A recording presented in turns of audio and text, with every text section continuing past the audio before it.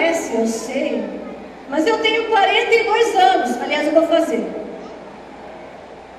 Eu sei que não parece, não precisa falar. Mas eu tenho idade.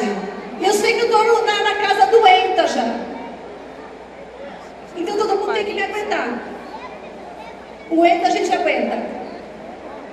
Por quê? Porque a gente tem experiência. É verdade ou não é? Quem está na casa doenta aí? Quem está na casa doenta tem experiência. Então o outro tem que aguentar. Porque tem o que falar e tem o que ensinar. Então você precisa estar firme nas promessas do Senhor.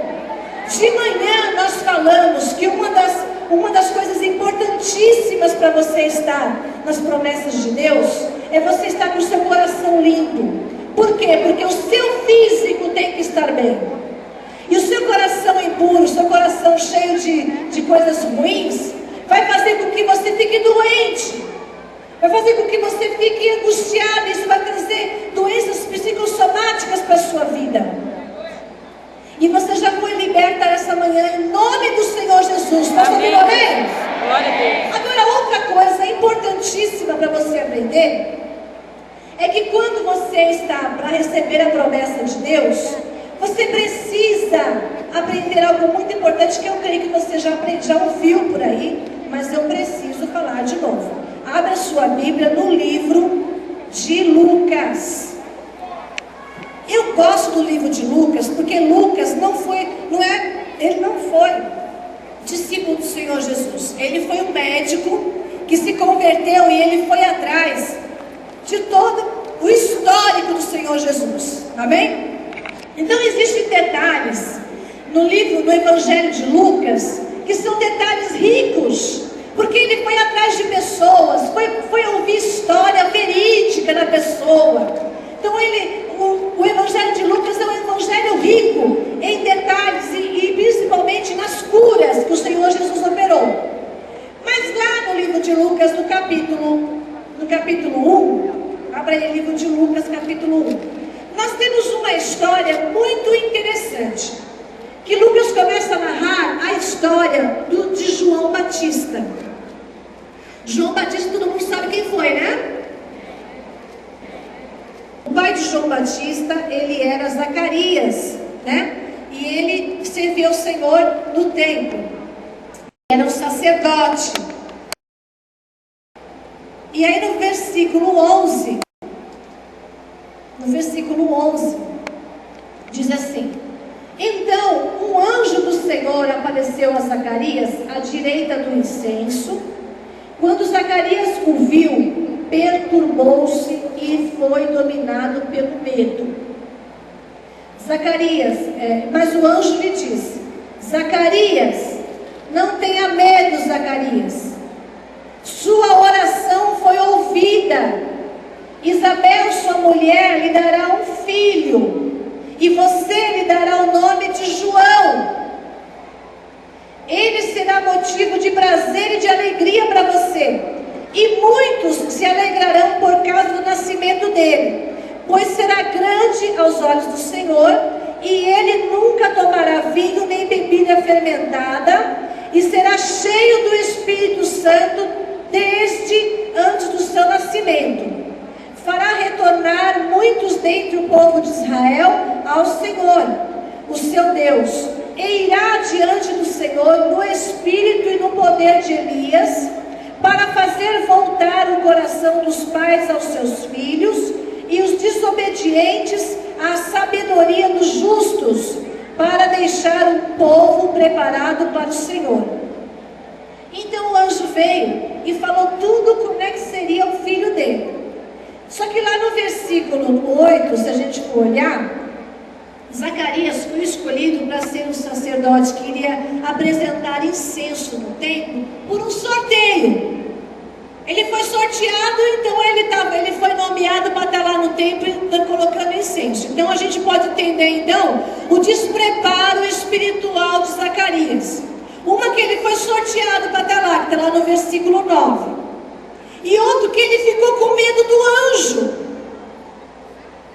Se você visse um anjo, você ia ter medo? Você ia ter medo? Eu ia ficar assim, eu ia ter temor, mas eu ia ficar muito feliz de ver um anjo. Mas aqui não fala que ele teve temor, fala que ele teve medo. E aí, esse homem despreparado, creio que por causa deste evento de ser escolhido por um sorteio para estar lá dentro do templo, ele falou assim no versículo 18, perguntou para o anjo: como posso ter certeza disso? Sou velho e minha mulher é de idade avançada. Ora, se um anjo aparecesse para você, pastora Marisa, e falasse assim: pastora Marisa, não temas, porque suas orações foram ouvidas, e dentro de 9 meses a tua promessa, o que você faria? Você ia cair de joelho glorificando a Deus. Zacarias falou assim: mas escuta, o anjo, como é que eu vou ter certeza disso? Olha o despreparo espiritual de Zacarias. Aí o anjo, como não tem tempo de conversa, falou assim: olha filho, falou lá no versículo 19, o anjo respondeu: eu sou Gabriel, o que está sempre na presença de Deus. Eu fui enviado para transmitir essas boas novas. E agora você ficará mudo.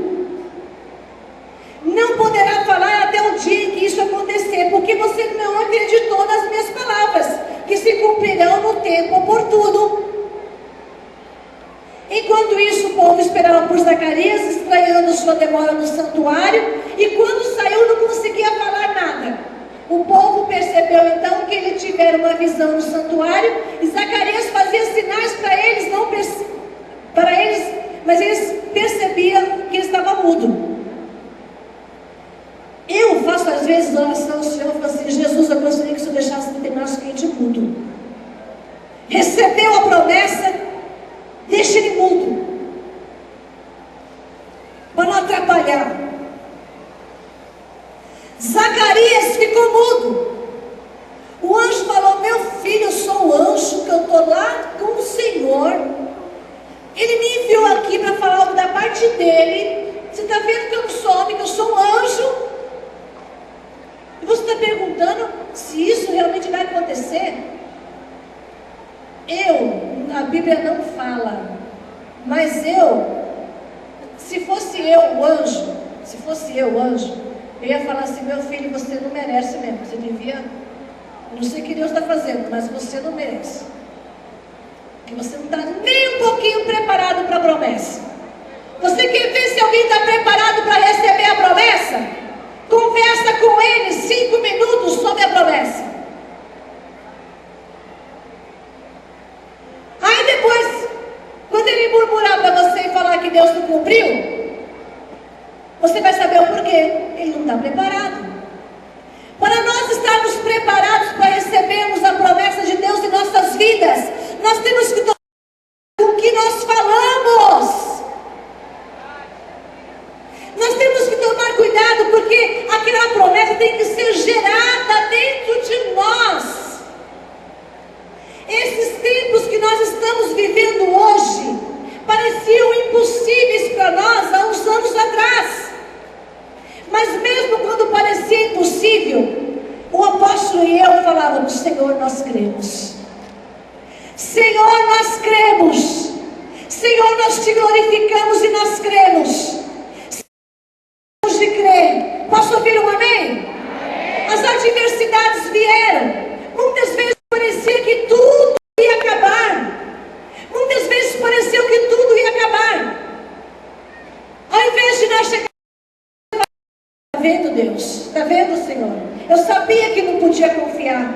Eu sabia, Deus. Está vendo aí, Deus? Como é que está? Não! O nosso posicionamento foi falar: Senhor, ainda que a figueira não floresça e a vide não deu sua fruta, eu continuo te adorando.